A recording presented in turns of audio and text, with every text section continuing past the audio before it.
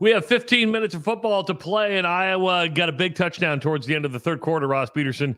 13-10 Kentucky heading into the fourth quarter. Your thoughts? I like that offensive game plan that Brian Ferentz pulls out there for that drive. You see a lot of different variations.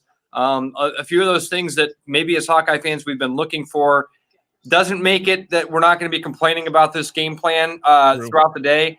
Still had some bad stuff in that third quarter, Travis. That fumbled snap on the fourth down, that entire sequence from third and short, doing the wildcat and then bringing Petrus up for that quarterback sneak where you put a bunch of motion in behind him. That stuff's frustrating. Really like what we've seen from LaShawn Williams. He looks like a back. He and Gavin Williams are going to be a really good 1-2 punch next year. Well, and here you see it right here. Gavin Williams with 9 carries, 54 yards. It's 6 yards a pop. LaShawn Williams, 5 carries, 26 yards. It's 5.2 yards per pop. Here's what I like over here. If you can see the shadowed area, look at the total yards. Kentucky pretty much shut down in the third quarter. Now Iowa with the 240 total yards, and Kentucky with 203. This is the number that concerns me, though. Look at that. 28 minutes to 16 minutes of time of possession. That's a sick number. And again, if Kentucky's able to control the football like that, I still think Iowa's going to need a turnover before this game is over. Yeah, those offensive numbers obviously are affected by that one nice drive. That's what happens when you put the ball in the end zone and complete a drive. Those numbers start to look a little bit better. Time of possession is something, Travis, that you got to keep an eye on because as we know, as Hawkeye fans, normally we're on the other side of that, and that plays to our advantage at the end of the game in these fourth quarters when you can run the ball really effectively. It does worry me that Kentucky's had that defense out there a lot. It's been a really hard-hitting game for this Hawkeye defense. And look what David says here. And you go for it for fourth down, and you fumble the snap.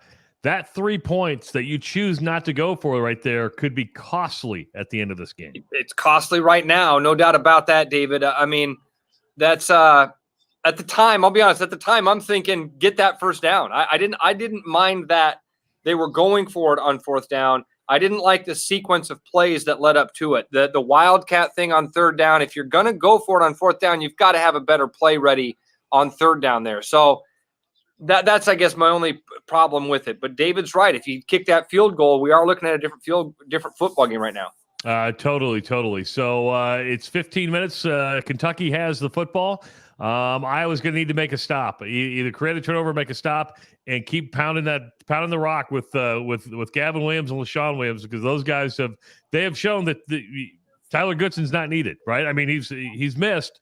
But not needed because they've picked up the slack and they're getting that 5-6 yards a pop.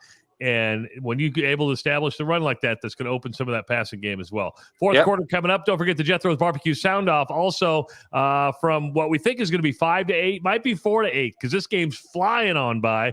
We'll see if the Citrus Bowl can slow this thing down with lots of TV commercials in the fourth quarter.